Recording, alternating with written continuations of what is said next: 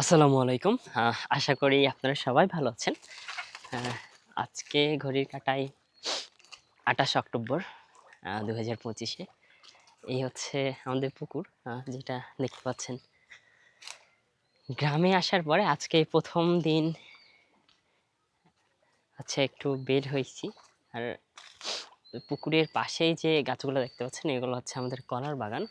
এই পাশে আছে এটা তেঁতুলের গাছ, এটা বেলের গাছ। আবার ওই পাশে যেটা দেখতে পাচ্ছেন কলার গাছের একটা বাগান আছে। মাঝে মাঝে আমের গাছ, কাঁঠালের গাছ, আমড়ার গাছ সবকিছুই রয়েছে। আর এই পাশে যদি দেখেন হাটের আমার বাঁ দিকে হচ্ছে আমড়ার গাছ আছে, ডান দিকে আহ, ৩টা সুপারির গাছ এবং একটা ডাবের গাছ আছে। ডাবের গাছের ডাব হচ্ছে কিছুদিন আগেই যদিও পাড়া হয়েছে খাওয়া দাওয়ার জন্য। আর এই হচ্ছে একটা ছোট মিনি গার্ডেনিং বলতে পারেন, গার্ডেনিং করা হয়েছে।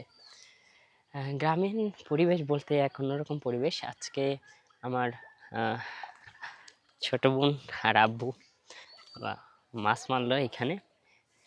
আমাদের এটা হচ্ছে পুকুরের সাইডে, এই পাশে এটা হচ্ছে আমাদের পুকুরের সাইডে যে ঘরটা থাকে, অনেকে বলে থাকার জন্য, মানে স্যালো মটর পাহারা দেয় না, এই জন্য এই ঘরটা এরকম করা। বিভিন্ন কাজের সময় লাগে, যখন মাছ ধরা কিংবা সিংচা ওষুধ দেওয়া, এই জন্য। আর অপোজিটে যদি একটু দেখাই আপনাদের, সামনের দিকে যে এপাশে এই যে গাছটা দেখতে পাচ্ছেন, এটা হচ্ছে জামের গাছ। আর এটা নতুন করে লাগানো হয়েছে, মেবি তেজপাতার গাছ হবে ওইটা। আর এই যে আমড়ার গাছ, এখান থেকে মূলত আমরা পারি। আরেকটা আমড়ার গাছ ছিল আমাদের বাসার ভিতরে, আজ থেকে 5 বছর, তার বেশি 6 বছর আগে, এরপরে কেটে ফেলা হয়েছে। কলার গাছ, এদিকে জলপাইয়ের গাছ লাগানো হয়েছে। এগুলো হয়তো কয়েক বছর পরে আবার বড় হয়ে যাবে। বড় হওয়ার পরে আবার অন্যরকম একটা এখানকার প্লেস ওয়েদার কাজ করবে। এই হচ্ছে কাঁঠালের গাছ, ইউক্যালিপটাসের গাছ এগুলো। আর কলার গাছ পাশে, এইতে কলা ধরেও আছে অনেকগুলো। এই যে এখানে মিষ্টি কুমড়ার গাছ লাগানো হয়েছিল, সেই গাছগুলো হচ্ছে। এরপরে যদি একটু সামনে যাই, এই পাশে একটু দেখাই, এই হচ্ছে আমাদের কলার বাগান। একদম এখান থেকে মূলত কলার বাগান শুরু, আস্তে আস্তে আস্তে আস্তে ভেতরে চলে যাচ্ছি। এখানে দেখতেই পাচ্ছেন অনেক বছর পর হয়তো বা এই কলার বাগান থাকবে না। যেমন আমি যখন ছিলাম তখন আমি এই সব গাছগুলো দেখে গেছি। এই গাছগুলো কাটা হয়েছে। আপনারা সবাই জানেন যে কলা একবার সে ফলন দেওয়ার পরে সেই গাছ থেকে আর কলা ধরে না, যে কারণে সেই গাছ কাটা হয়। কাটলে নিচে থেকে আরও বুক বের হয়, বাগুর বলা হয়, এগুলো বের হয়।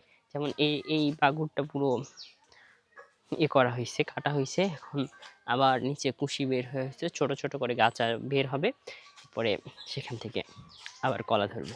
এই যে এই গাছ কয়েকদিন আগেই কাটলো, আমি যেদিন আসি বলছিলাম যে আসতেছি, সেই দিন আমি বললো কাটছে তারা। আর আমাদের অপোজিটে একটু সামনে গেলেই আমরা দেখতে পাবো যে এই যে বাঁশঝাড়, আমাদের এই হচ্ছে বাঁশঝাড়। বাঁশঝাড় আছে এখানে। এই বাঁশঝাড়টা হচ্ছে আমাদের, এই হচ্ছে পুকুরের উত্তর দক্ষিণ সাইড, উত্তর সাইডের দিকে এই বাঁশঝাড়টা, দক্ষিণ সাইডের দিকে এই বাঁশঝাড়টা হচ্ছে আমাদের। 2টা বাঁশঝাড়, ওই পাশে একটা, এই পাশে একটা। এগুলো হচ্ছে তল্লা বাঁশ আমাদের।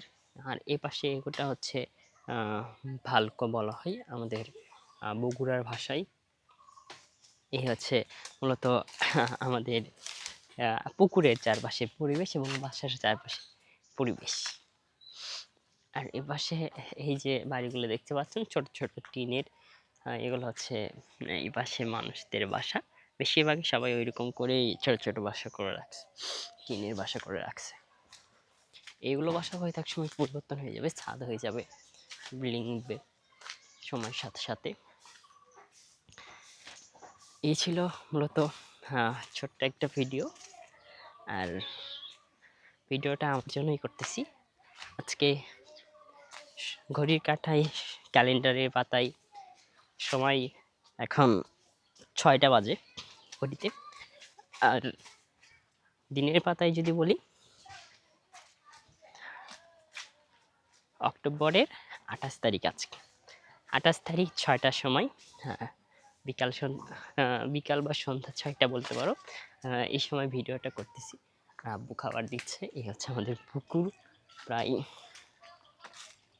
44 শতকের একটা বিশাল পুকুর এটা আমাদের। হ্যাঁ, যেখানে ছোটবেলায় মাছ ধরতাম। আজকে অনেক দিন পর আবার আমার বোন আর আব্বু মাছ ধরলো। যদিও খুব সুন্দর মুহূর্ত তারা কাটাইতেছে এখন। আরও সুন্দর মুহূর্তগুলো মেমোরাইজ করে আমরা কাটানোর চেষ্টা করব। সবাই ভালো থাকবেন, সুস্থ থাকবেন, আমাদের জন্য দোয়া করবেন। আসসালামু আলাইকুম।